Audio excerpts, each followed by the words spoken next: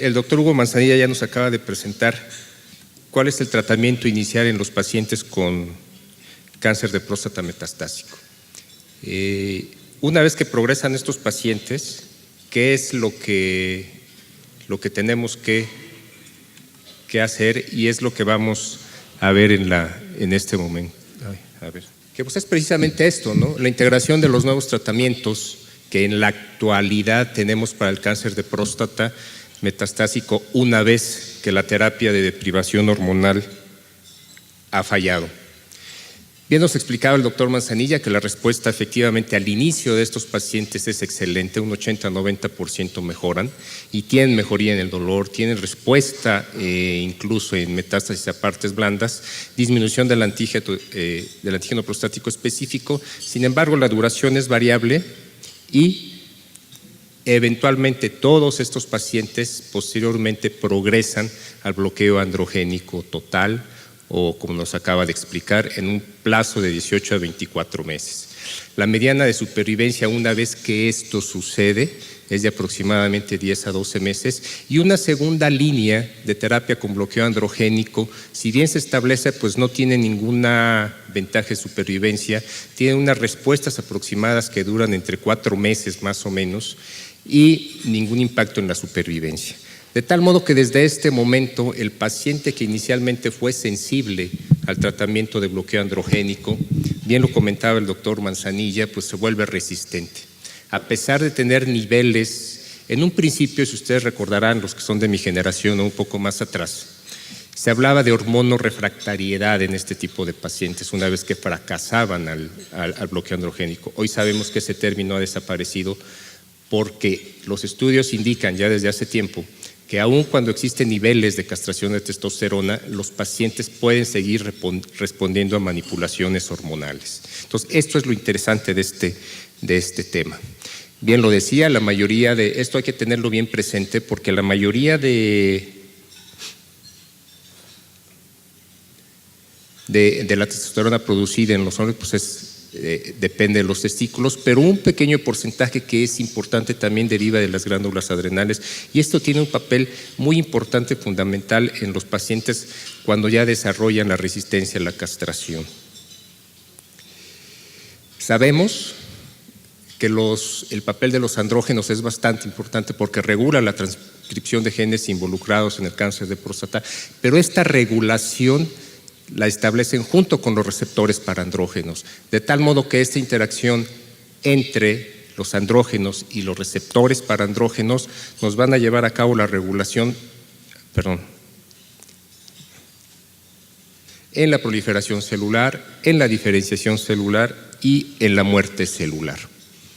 De tal modo, pues sabemos que el cáncer de próstata depende de andrógenos para su crecimiento. Los andrógenos testiculares es la principal fuente y son los que regulan básicamente el crecimiento tumoral. Sin embargo, pues debemos de tener presente que la cantidad mínima, aunque sea de producción a través de las glándulas suprarrenales, es un punto importante en este tipo de pacientes.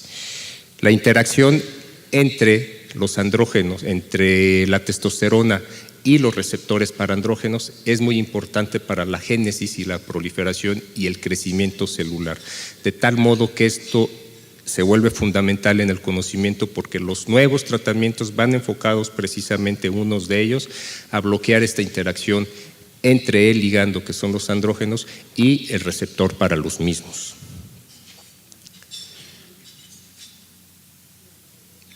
En la deprivación androgénica, pues la fuente de andrógeno sérico residual puede derivar tanto de las glándulas adrenales o como de un bloqueo incompleto a nivel de los testículos. Y algo que es bien importante es que posterior a la castración, las mismas células neoplásicas tienen la capacidad de sintetizar andrógenos captando precursores de las glándulas suprarrenales. Esto es un aspecto importante en el cáncer de próstata resistente a la castración y eso es ahí donde se deben de enfocar nuevos tratamientos que tengan que salir.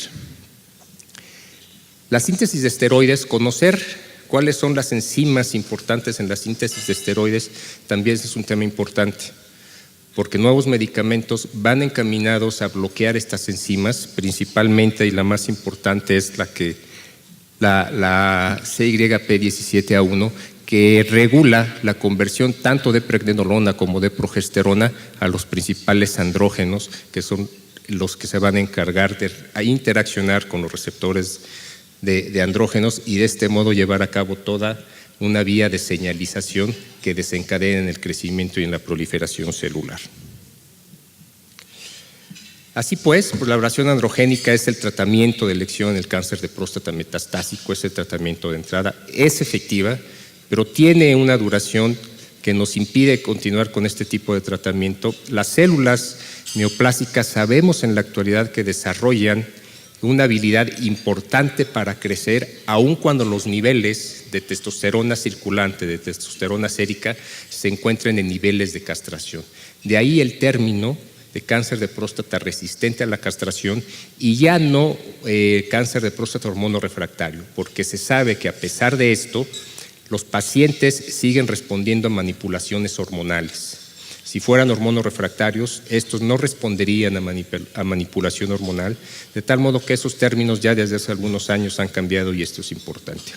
Y obviamente saber que el cáncer de próstata resistente a la castración, una vez que está en esta etapa, es gracias a la activación de las vías de señalización, las vías de señalización que tienen que ver con el crecimiento celular, con la proliferación celular, y que sabemos que si bloqueamos esas vías de señalización, bloqueamos las señales de transducción y por lo tanto bloqueamos la capacidad que tiene la célula de crecimiento y de reproducción. Esto obviamente, esta activación de vías de señalización nos lleva al crecimiento celular y por lo tanto en un periodo de 12 a 48 meses en un paciente que ha recibido tratamiento de deprivación androgénica, pues tenemos lo que en la actualidad conocemos como un estado de resistencia a la castración, que no es otra cosa más que la progresión de la enfermedad a la manipulación hormonal inicial. Y permítanme decirles inicial, porque como vamos a ver, una manipulación hormonal subsecuente todavía puede tener éxito en el tratamiento de los pacientes con cáncer de próstata metastásico. Así pues, con niveles de testosterona de menores a 50 nanogramos por decilitro es un requisito, es una definición para poder catalogar a un paciente que tiene resistencia a la castración durante el tratamiento de deprivación androgénica. 3 elevaciones consecutivas del antígeno prostático específico con una semana de diferencia y en 2 determinaciones con un aumento de los niveles basales del 50% o más, antígeno prostático menos de 2 nanogramos por mililitro, son las características que debe de reunir un paciente para poderlo llamar cáncer de próstata resistente a la castración. ¿Cuáles son los mecanismos por los cuales un paciente desarrolla esta resistencia a la castración? Ya lo explicaba un poco el doctor Manzanilla, voy a enfatizar un poquito más. En la actualidad sabemos que estos mecanismos moleculares pueden implicar tanto niveles enzimáticos en la síntesis de andrógenos, puede implicar también alteraciones moleculares a nivel de los propios receptores de andrógenos y puede también estar alterada las vías de señalización a través de receptores para diferentes factores de crecimiento. Son diferentes alteraciones las que ocurren. Por un lado, la sobreexpresión, puede haber sobreexpresión de receptores de andrógenos, y esta sobreexpresión de receptores de andrógenos puede ser por un aumento en la sobreexpresión de proteínas o puede ser por la amplificación del gen que codifica a esos receptores, que se encuentra aproximadamente en un 20 a 30% de los pacientes. Puede ser debida a la mutación del gen que codifica para el receptor de andrógenos, que se encuentra en los estudios, es muy variable el rango, pero puede ir hasta el 50%. Hay unas moléculas que sirven como coactivadoras o como correpresoras. La alteración de esta relación entre coactivadores y represores también es una alteración molecular que se encuentra en cáncer de próstata resistente. el aumento del ligando, les comentaba que el cáncer de próstata resistente a castración se caracteriza porque las células neoplásicas producen su propia testosterona, captando precursores básicamente de las glándulas suprarrenales. Entonces, esta también es una característica importante de cuando se presenta resistencia a la castración, que es la producción que tiene las mismas células tumorales de testosterona. La activación de diversos genes que pueden contribuir a esto y que pueden contribuir también esta activación de genes a tener alteraciones en la síntesis de enzimas que puede provocar una síntesis aumentada de esteroides y por supuesto las activaciones en las vías de señalización de receptores dependientes de tirosina sinasa, como vamos a ver. Estos mecanismos de resistencia, pues por un lado pueden ser andrógeno dependientes, como puede ser el incremento en la expresión de las enzimas que yo les mencionaba, como son las propias alteraciones a nivel de los receptores de andrógenos, ya sea por amplificación o por mutación de los mismos, y también se puede deber a resistencia independientes de andrógenos, ¿no? Aquí hay alteración de la apoptosis y algo muy importante pues son las vías de señalización que no dependen precisamente de los andrógenos, sino dependen de otro tipo de factores de crecimiento, específicamente de factores de crecimiento del endotelio vascular. Este es un ejemplo de que los niveles de testosterona tisular, ¿sí?, en las células neoplásicas en un paciente con cáncer de próstata resistencia a la castración se encuentran aumentados o se encuentran igual a un paciente que no tiene ningún problema neoplásico o que tiene cáncer, pero que todavía no desarrolla resistencia a la castración. Inicialmente bajan los niveles de testosterona tisular, pero cuando se vuelve resistente a la castración, estos niveles de testosterona tisular aumentan y esto lo podemos ver aquí. Si nosotros vemos la testosterona, los niveles de testosterona entre un problema benigno y un problema neoplásico ya resistente a la castración son prácticamente los mismos. Aquí en este lado también los podemos ver. Estos corresponden a niveles de testosterona tisular en pacientes con cáncer de próstata resistente a la castración comparado con otro tipo de alteraciones benignas, ¿no? Entonces, sabemos en la actualidad que estos niveles de testosterona tisular están realmente altos en los pacientes con este tipo de problema. Por otro lado, también sabemos que los niveles de receptores para andrógenos también están altos en los tejidos en los pacientes con cáncer de próstata resistente a la castración. Entonces, por un lado tenemos aumento en los niveles tisulares de andrógeno, pero también aumento en los niveles tisulares de los receptores para andrógenos, lo cual pues entendemos que esto se deba ya sea a amplificaciones de los genes para los receptores o mutaciones de los mismos, que nos llevan a aumento de ambos componentes. Esto es solamente un ejemplo, vean cómo se encuentran los niveles de testosterona en los pacientes que son resistentes a la castración, más altos comparados contra controles o con problemas benignos. De tal modo que esto es un hecho bien conocido y que tiene relevancia para el tratamiento. Les comentaba que los genes que codifican para enzimas relacionadas con la síntesis de esteroides también se encuentran alterados, lo cual nos lleva a una sobreexpresión de estas enzimas. No espero que lean esto, es únicamente para mostrarles todas las enzimas que tienen que ver con la síntesis de hormonas esteroideas y con la síntesis de testosterona, que están aumentadas también cuando se detecta un problema de resistencia a la castración, son todas estas enzimas. De tal modo que en una forma esquemática, pues los problemas que nosotros tenemos cuando existe resistencia a la castración es, por un lado, la síntesis aumentada de andrógenos provenientes de la glándula suprarrenal.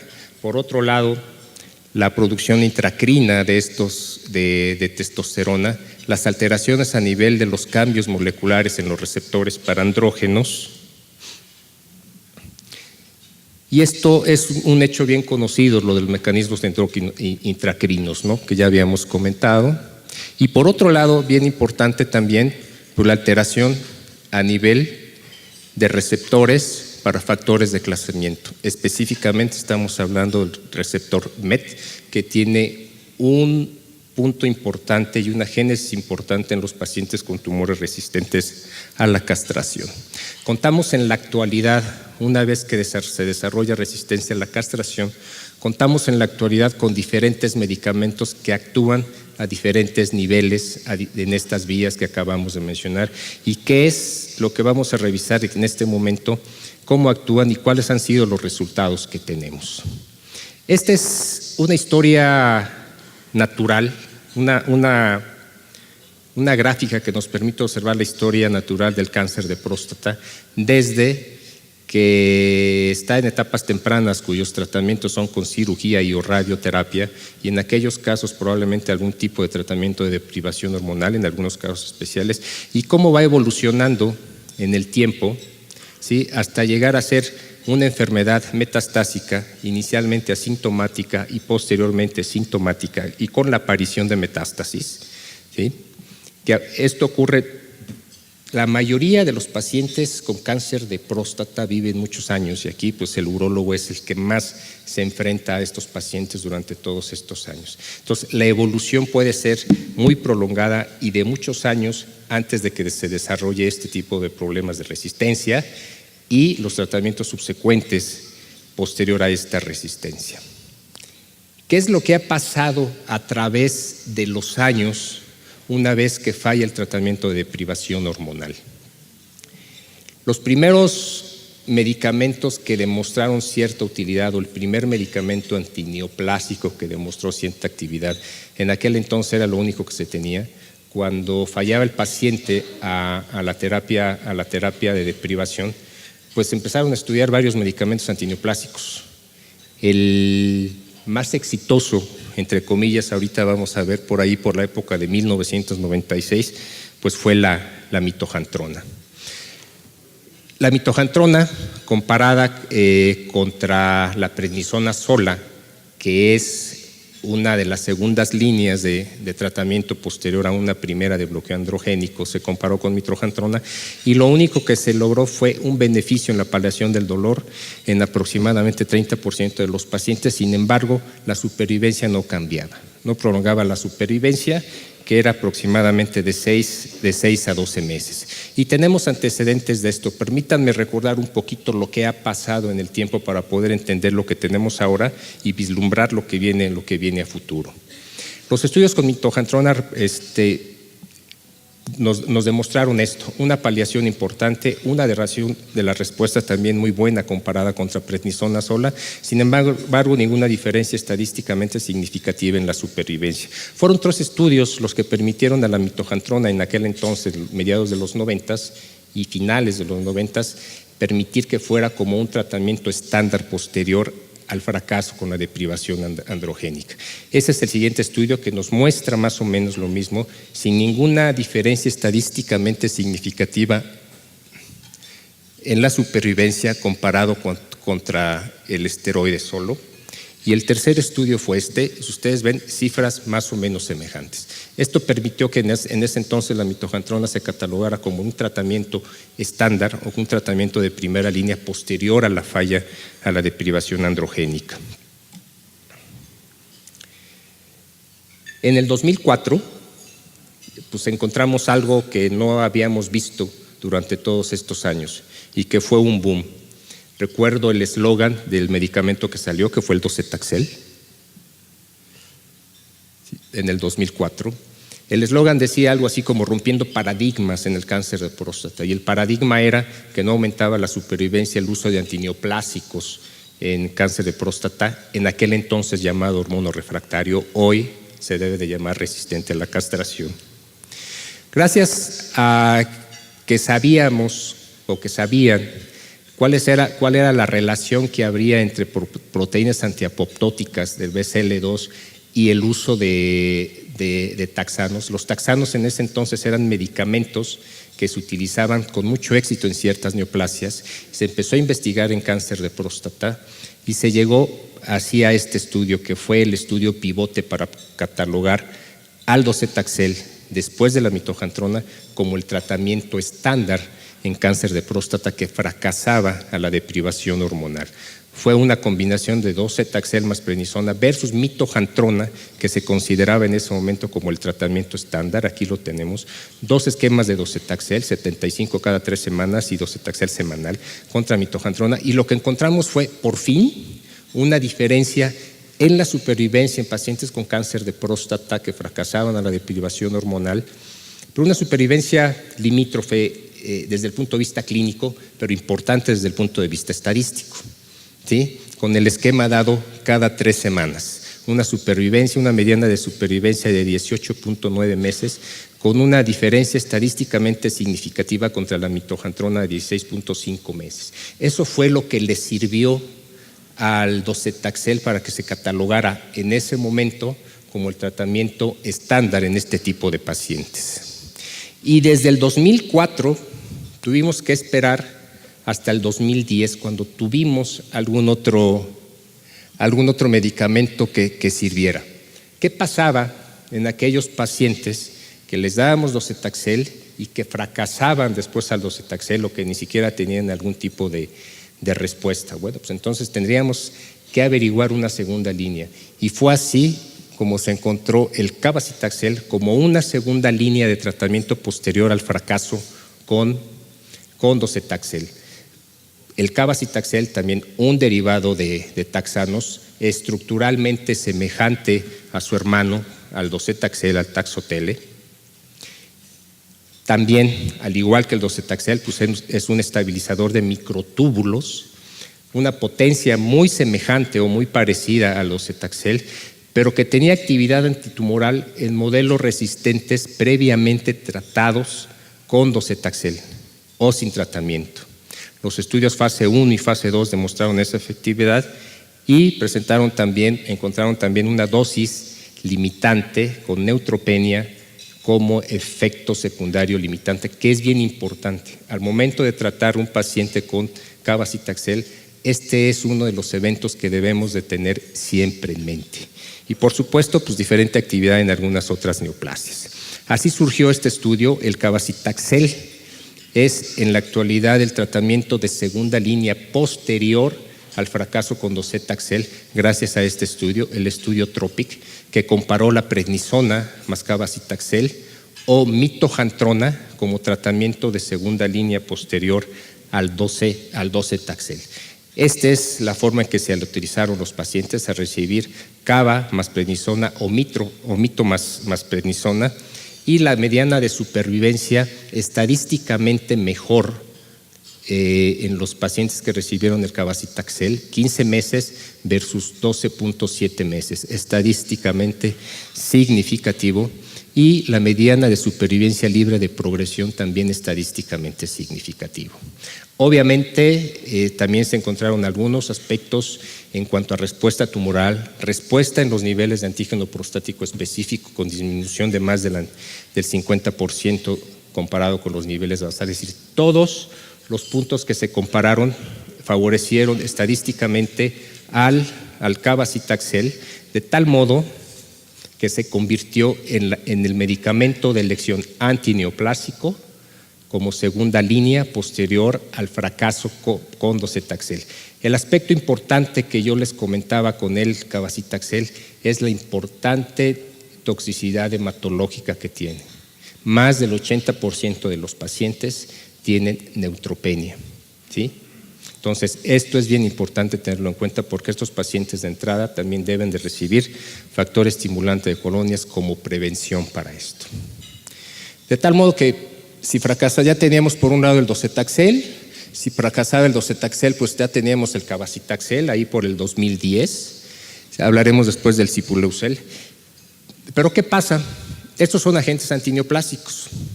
Si tomamos en cuenta todo lo que acabamos de comentar de las vías de señalización y de la activación de receptores para andrógenos y que es resistente a la castración, pero que sigue respondiendo a manipulaciones hormonales, bueno, pues no tardó otro medicamento también en la actualidad importante, ¿sí? El acetato de abiraterona.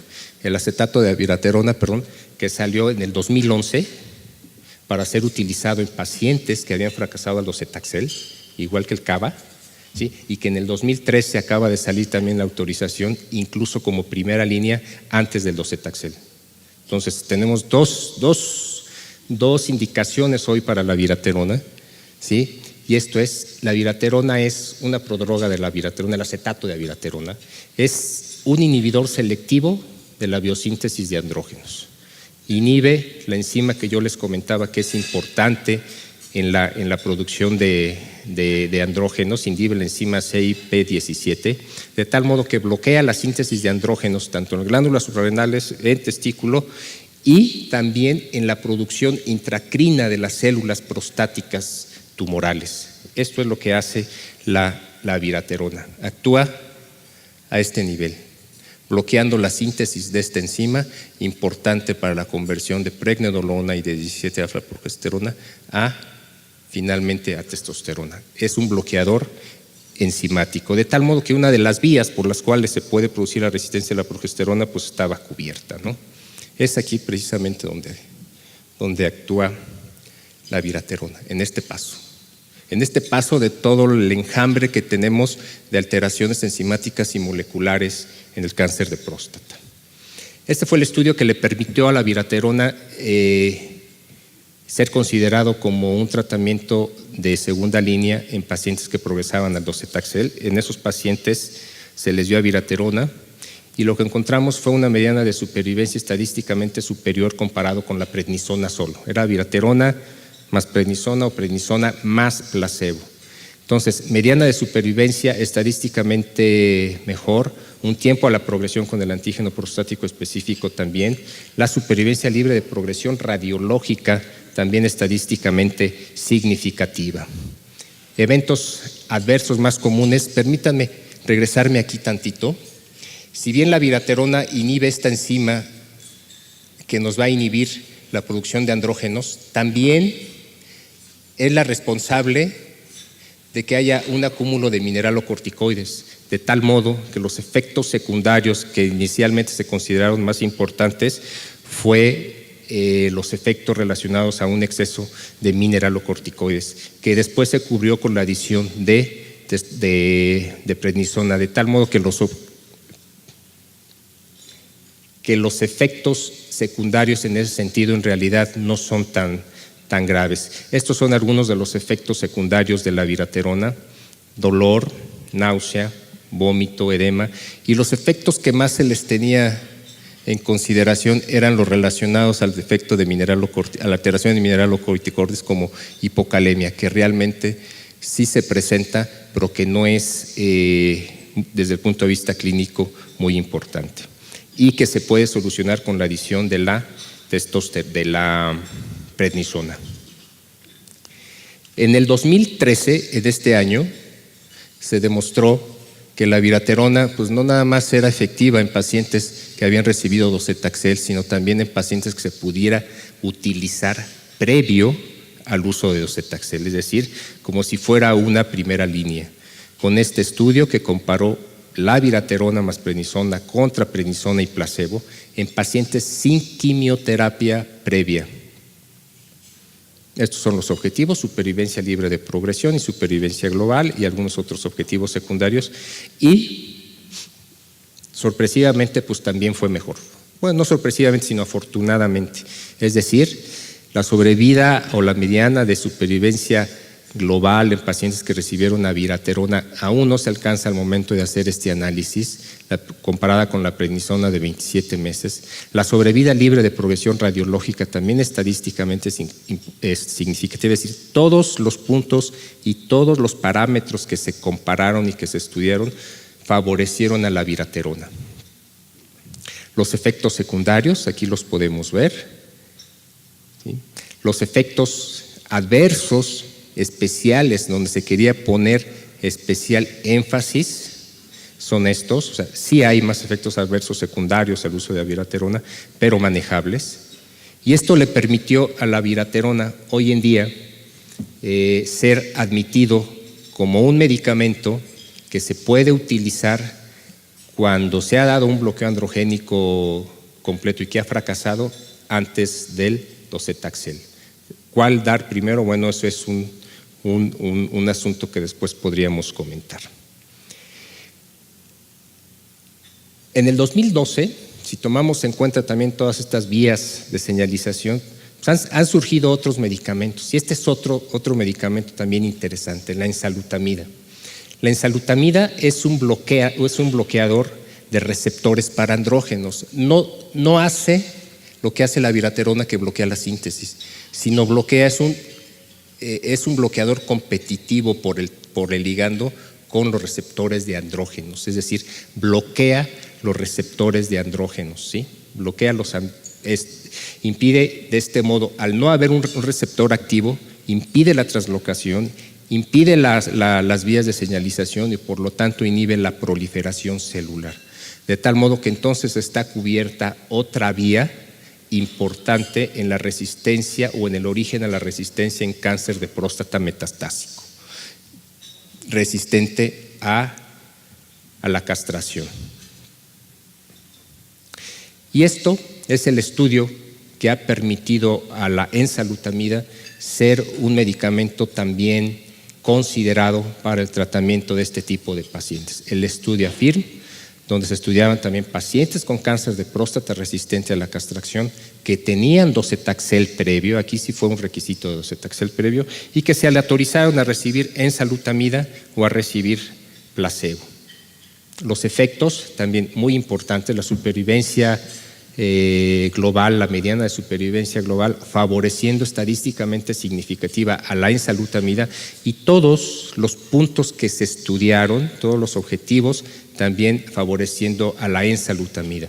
De tal modo que tenemos otro medicamento que es importante considerarlo, la supervivencia global mejor, 18 contra 13 meses, la supervivencia libre o el tiempo para la progresión, para el antígeno prostático específico también estadísticamente significativa, y la sobrevida libre de progresión radiológica también estadísticamente significativa. Por supuesto, hay eventos adversos que pueden ser muy manejables y que uno debe de estar acostumbrado a ellos.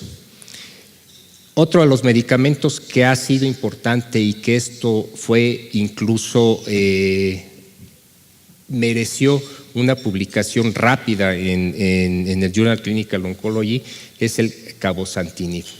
El cabozantinib viene a cubrir la otra vía, esta, si ustedes recuerdan, precisamente para inhibir los receptores de tirosina sinasa. El cabozantinib es un inhibidor de receptor de tirosina sinasa, específicamente del MET, cuyo ligando es el factor de crecimiento del endotelio vascular y el factor de crecimiento hepatocítico.